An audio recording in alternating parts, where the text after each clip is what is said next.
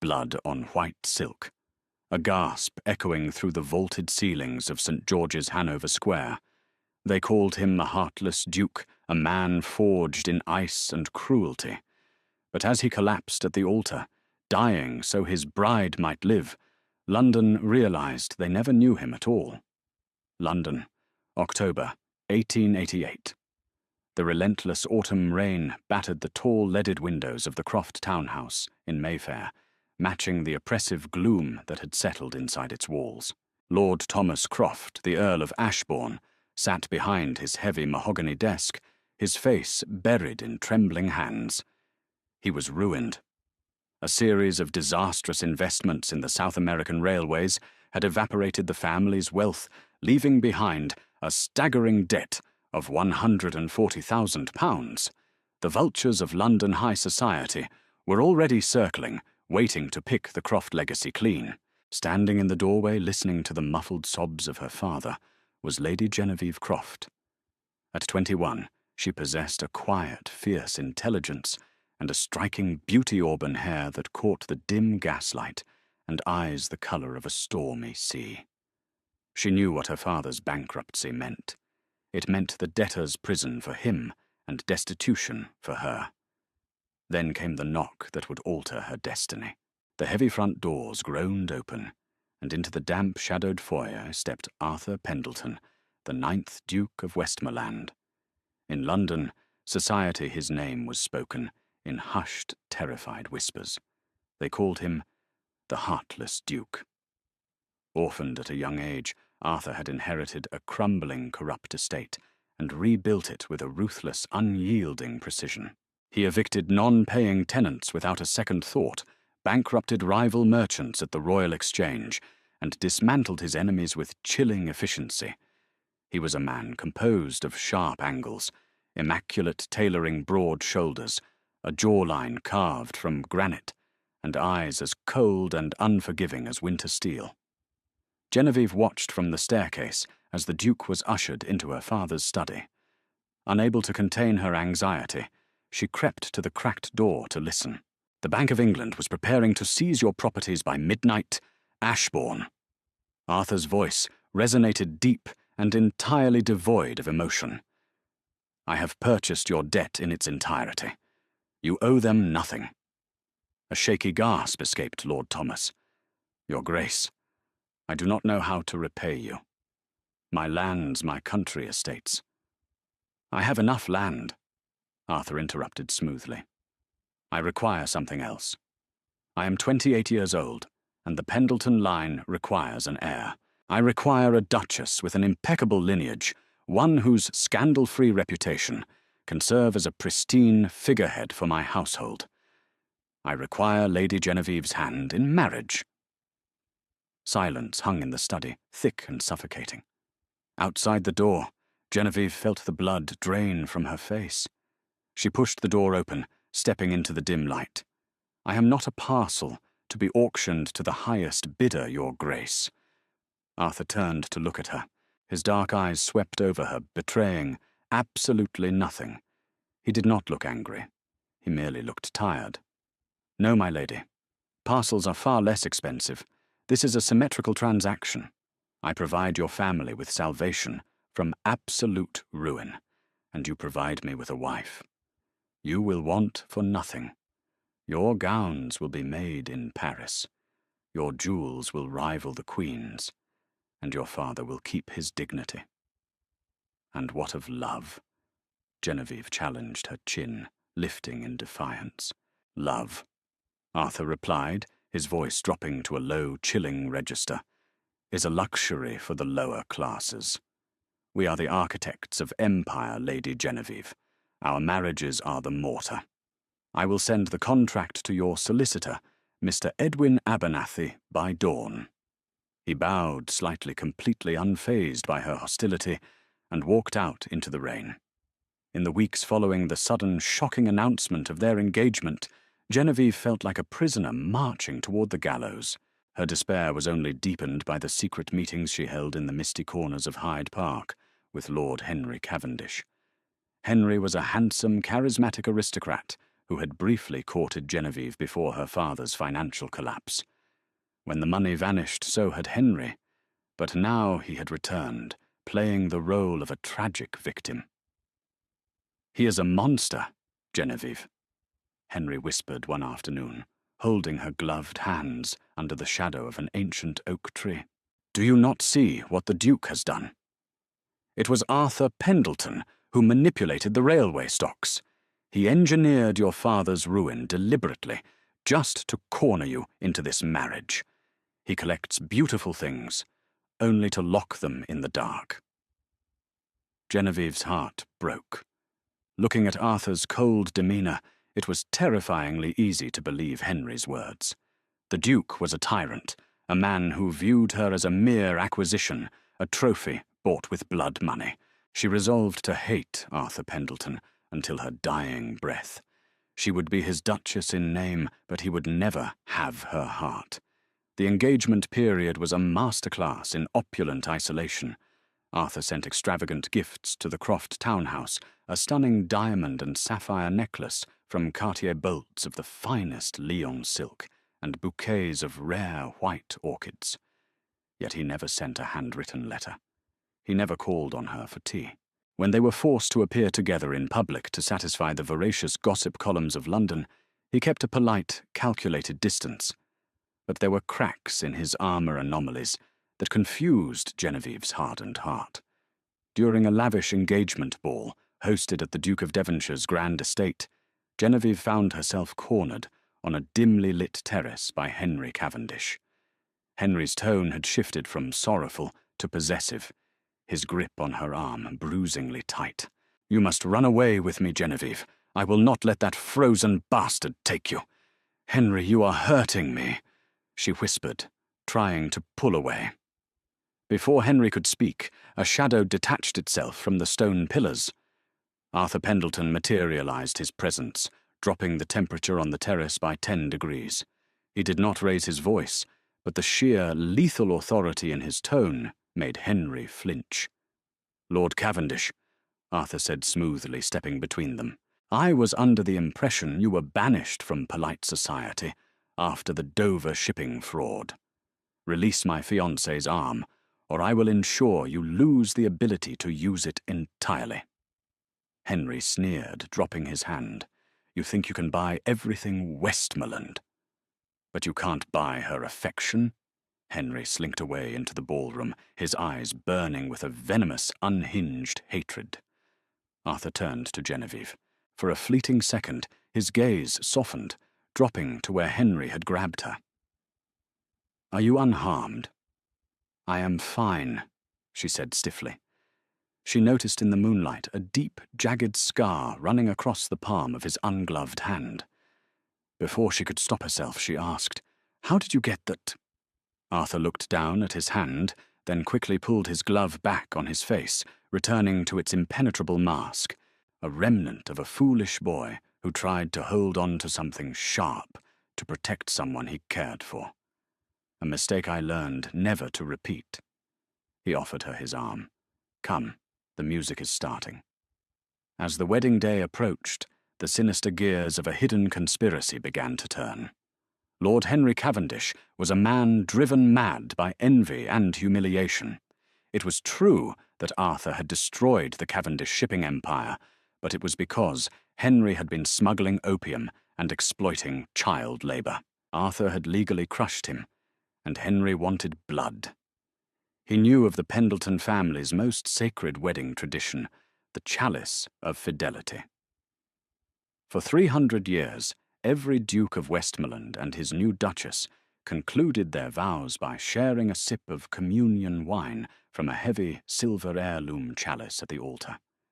It symbolized the sharing of one life, one fate.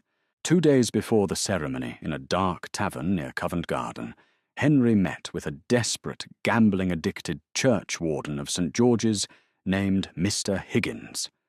For the sum of £500, Henry handed Higgins a small glass vial containing a concentrated lethal tincture of digitalis and cyanide, a poison that was clear, tasteless, and caused cardiac arrest within moments. "Wait until the Archbishop turns his back," Henry instructed his eyes, gleaming with malicious delight. Slip it into the wine before the chalice is brought to the altar. The bride drinks first. Henry's plan was brilliant in its cruelty. If Genevieve dropped dead at the altar, the entire aristocracy would blame the heartless duke. They would assume Arthur murdered his bride to claim the Croft estates without having to endure the burden of a wife. Arthur would hang, and Henry would inherit the ashes. The morning of November 14th dawned with a biting, bitter frost. A thick fog rolled off the River Thames, wrapping London in a ghostly embrace. Inside St. George's, Hanover Square, however, it was a scene of unparalleled magnificence. The vaulted Gothic ceilings echoed with the murmurs of Britain's elite. Thousands of white roses draped the mahogany pews, and the air was thick with the scent of beeswax candles and frankincense. Genevieve stood in the vestibule, her heart pounding against her ribs like a trapped bird. Her gown was a masterpiece of ivory duchesse satin, adorned with intricate Brussels lace. As the massive oak doors swung open and the heavy, majestic chords of the organ filled the church, she gripped her father's arm and began the long walk down the aisle. At the end of the aisle stood Arthur. He wore a tailored black tailcoat and a cravat of pristine white silk. As Genevieve drew closer, she dared to look up into his face. What she saw made her breath catch in her throat. The cold, impenetrable ice was gone. As he looked at her, his dark eyes were wide, luminous, and filled with a profound, almost tragic reverence. It was the look of a man who was looking at the only light in his dark world, a man who had loved her from afar, long before he ever bought her father's debt. He took her hand, his touch surprisingly warm, surprisingly gentle. The Archbishop of Canterbury began the solemn liturgy. The vows were spoken in the hushed silence of the grand church, echoing up into the rafters. To have and to hold from this day forward, Arthur repeated his voice, low, steady, and vibrating with an emotion Genevieve had never heard from him before. For better, for worse, for richer, for poorer, in sickness and in health, to love and to cherish, till death us do part. Till death us do part, Genevieve whispered in return, a strange, confusing warmth blooming in her chest. And now, the Archbishop announced, his voice booming over the congregation, let the couple share in the chalice of fidelity, binding their lives as one. From the shadows of the side altar, Mr. Higgins, pale and sweating, profusely stepped forward. In his trembling hands, he carried the ancient gleaming silver chalice, its dark ruby wine shimmering ominously in the candlelight.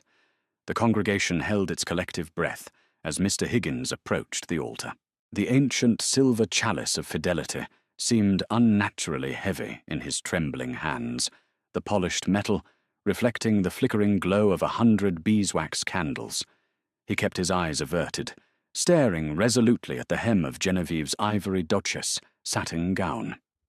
Genevieve reached out her white-gloved hands, shaking slightly as she prepared to take the heavy goblet. Tradition dictated that the bride must take the first sip, a symbol of her trusting submission to her new household, followed by the groom. But Arthur Pendleton, the heartless duke, had not survived the ruthless, cutthroat world of London's high society by being oblivious to his surroundings. His instincts, sharpened by years of navigating betrayal and deceit, flared instantly. He noticed the sheen of cold sweat on Mr. Higgins's brow. He saw the erratic, terrified pulse beating wildly in the churchwarden's neck. And then, as the chalice passed between them, Arthur caught it, a faint, almost imperceptible scent, masking the rich aroma of the ruby port. It was the distinct, sharp odour of bitter almonds. Cyanide. Arthur's dark, piercing gaze snapped up from the chalice and swept over the front pews. There, seated near the aisle, was Lord Henry Cavendish. Henry was leaning forward, his eyes burning with a feverish, anticipatory gleam, a cruel smirk playing on his lips. In that fraction of a second, The entire sinister puzzle clicked into place within Arthur's brilliant mind. He knew exactly what was in the cup. He knew exactly who put it there. And he knew that if Genevieve's lips touched the silver rim, she would be dead before she hit the marble floor. "Drink, my lady," the Archbishop prompted, gently unaware of the lethal drama unfolding inches from his face. Genevieve raised the chalice toward her lips. "No." The word cracked through the silent church like a whip. Before Genevieve could even register his movement, Arthur's large hand shot out his fingers, wrapping around the stem of the goblet, halting it an inch from her mouth. Gasps rippled through the esteemed guests in the pews. To interrupt the sacred vows was a scandal of epic proportions. Genevieve looked up at him, startled and confused. "Your Grace," she whispered, her heart hammering. Arthur did not look at her. His eyes were locked on Henry Cavendish. In the pews, his expression, a terrifying mask of absolute lethal determination. When he finally looked down at Genevieve, the coldness vanished, entirely replaced by a devastatingly profound tenderness that took her breath away. "In my family," Arthur said, his voice loud enough to echo off the vaulted Gothic ceilings, but meant only for her. "The Duke always protects his Duchess. I shall take the first draught." "Arthur, no, it is not tradition," she started, but he had already pulled the chalice from her grasp. He did not hesitate. He did not flinch. Maintaining eye contact with the suddenly pale and horrified Henry Cavendish, Arthur Pendleton raised the chalice of fidelity to his lips and drank deeply. He consumed nearly the entire poisoned contents in one agonizing swallow. He handed the empty silver cup back to a petrified Mr. Higgins. For 3 seconds there was absolute silence. Then the poison struck. It was violent, tearing through his chest with the force of a runaway train. The combined toxicity of the cyanide and digitalis seized his heart, stopping it in a brutal spasm. Arthur staggered backward, his hands flying to his chest. His breathing turned into a ragged, wet gasp. "Arthur Jortwar Sedwin." Genevieve screamed all pretense of hatred, vanishing in an instant as she lunged forward to catch him. The heavy, muscular frame of the Duke collapsed into her arms, the sheer weight of him bringing them both crashing down to the cold marble floor of the altar. The church erupted into absolute pandemonium. Women shrieked, men shouted, and the Archbishop dropped his holy book in sheer terror. Arthur lay on the steps of the altar, his face rapidly turning the color of ash. A trickle of dark crimson blood escaped his lips as the violent convulsions bit his tongue, splattering directly onto the pristine white silk of Genevieve's wedding gown. Blood on white silk. Genevieve fell to her knees, pulling his heavy head into her lap. Her hands were covered in his blood, her tears falling freely hot and fast onto his pale cheeks. The man she had thought was a monster, the man she had sworn to hate, had just willingly thrown himself into the jaws of death to save her. "Arthur, please somebody help him fetch a doctor," she shrieked, her voice tearing through the chaotic din of the church. Arthur's dark eyes fluttered, fighting the encroaching darkness. He reached up with a trembling, blood-stained hand, the jagged scar on his palm, visible for all the world to see, and gently touched her cheek. "Do not weep, my sweet Genevieve." He rasped his voice, barely a whisper against the roaring in his ears. I promised I would save your family. I promised you would want for nothing." His chest heaved violently as he fought for a final breath. Cavendish. It was Cavendish. His eyes rolled back. His hand dropped lifelessly from her face, and the heartless Duke fell entirely still. "Stand back. Give the man air in God's name." The authoritative boom belonged to Dr. Frederick Trevis, the renowned surgeon from the London hospital, who happened to be seated in the third row. He pushed his way through the hysterical crowd of aristocrats, ripping off his coat.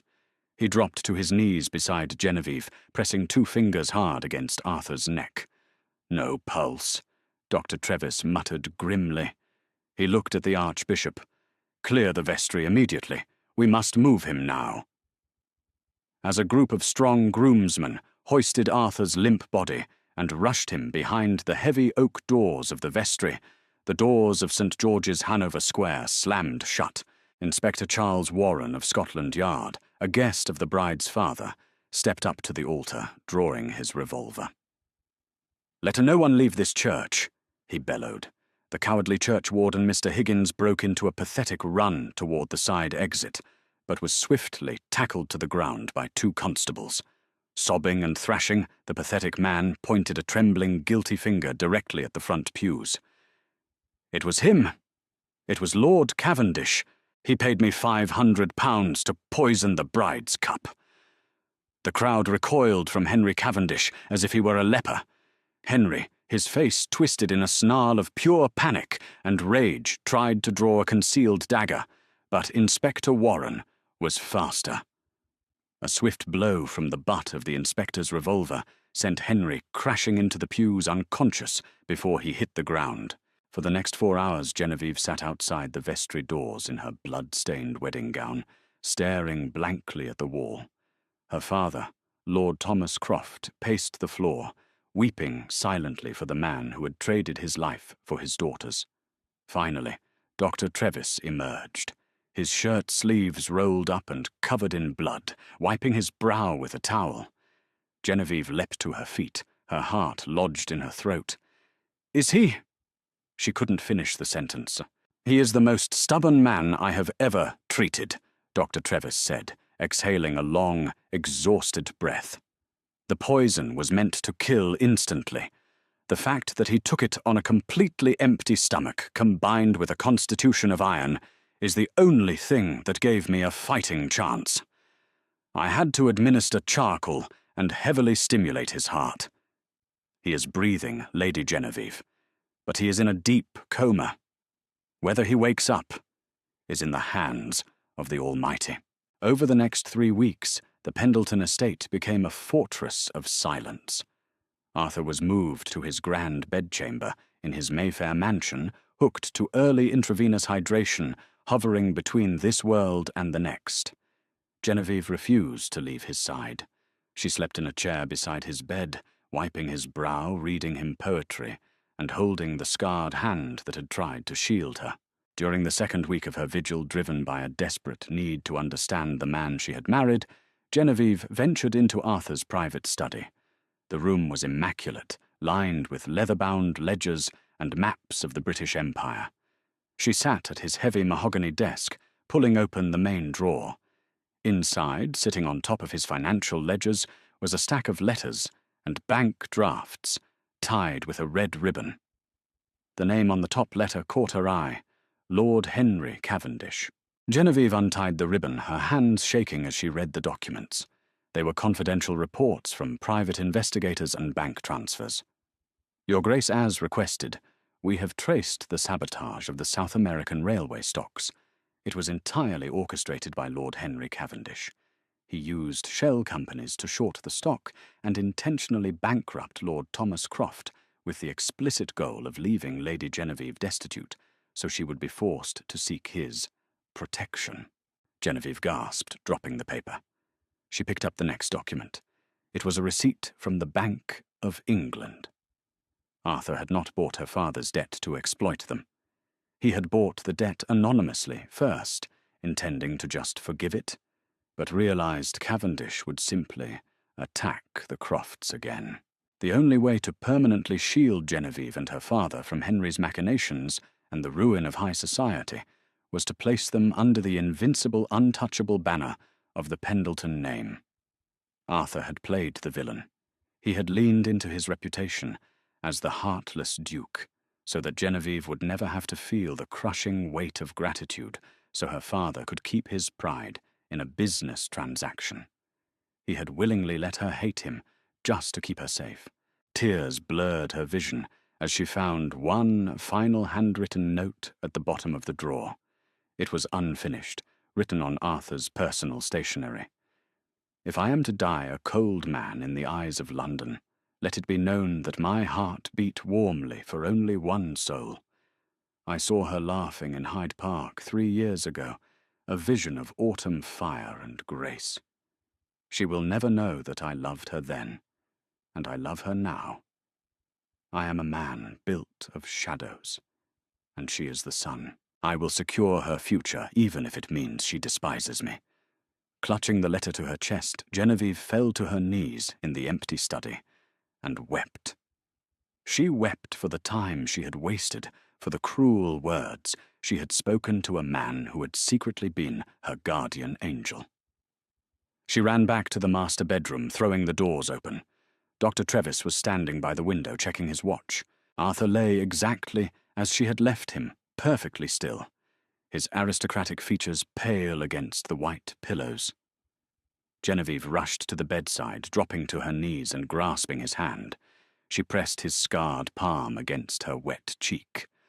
"You foolish, brave, wonderful man," she sobbed, her voice breaking the heavy silence of the room. "I know the truth, Arthur. I know what Henry did, and I know what you did to save us. You cannot leave me now. Do you hear me? I forbid it. A duke does not leave his duchess. You promised me we would build an empire. You promised—" She leaned forward, pressing her lips to his in a desperate, pleading kiss, pouring all the sudden, overwhelming love in her heart into his still form. For a long, agonizing moment, nothing happened. The grandfather clock in the corner ticked away the seconds. Then she felt it. A faint, weak twitch against her cheek. Genevieve pulled back, her breath catching. Arthur's dark eyelashes fluttered, his brow furrowed in pain as a low, dry groan escaped his lips. Slowly, painfully, his eyes opened, struggling to adjust to the dim light of the bedroom. He blinked his gaze, finally focusing on the tear-stained, beautiful face of his wife. "Genevieve." His voice was a ruined, raspy whisper. "I am here," she cried, laughing through her tears, kissing his hand repeatedly. "I am right here, my love." Arthur managed a weak, confused frown. "You are crying." "Did Cavendish, or Cavendish is in Newgate Prison, awaiting the gallows for attempted murder," she said, fiercely, brushing the dark hair from his forehead. "You saved me, Arthur. You saved my father. I found the letters in your study. I know everything." Arthur closed his eyes, a look of profound relief washing over his tired features. "I did not want you to feel bound to me by debt." "I am not bound to you by debt," Genevieve whispered, leaning down so her forehead rested against his. "I am bound to you because I love you, truly, entirely, and forever." A faint, genuine smile, the first she had ever seen on the heartless Duke, touched his lips. He turned his hand, threading his fingers through hers, his grip weak but incredibly warm. "Then the bargain," Arthur whispered, a tear slipping from the corner of his eye, "was the best I have ever struck." Months later, London society would never stop whispering about the miraculous survival of the Duke of Westmoreland, but the whispers changed. They no longer spoke of the heartless Duke. They spoke of a man who walked through the sunlit gardens of Hyde Park, leaning on a silver-tipped cane, his beautiful auburn-haired duchess on his arm. They spoke of a love forged in the fires of betrayal, a bond sealed not by a poisoned chalice, but by a sacrifice that proved once and for all that the Duke's heart was the strongest of them all. Did the heartless Duke's ultimate sacrifice bring tears to your eyes? True love often wears a mask of ice, waiting for the right person to melt it away. If you loved this dramatic tale of betrayal, hidden devotion, and a twist that changed everything at the altar, hit that like button right now. Share this story with your fellow romance lovers, and don't forget to subscribe to our channel for more breathtaking, scandalous historical dramas every single week.